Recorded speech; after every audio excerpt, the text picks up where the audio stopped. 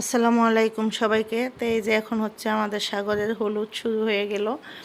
এটা হচ্ছে আমার বাইগনা ছোট সাগরের গায়ে হলুদ। তো এখন সবাই বাসার মেয়েগুলা বের হইতেছে, স্টেজে যাবে। তো এখন সাগরকে বের করবে। এটা হচ্ছে অনেক রাত হয়ে গেছে, প্রায় 12টার পরে। গ্রামে অনেক বৃষ্টি হইতেছিল, ঝড় শুরু হয়েছে। তো এই জন্য হচ্ছে লেট হয়ে গেছে। তো এখন তাও সবাই হলুদটা দিবে।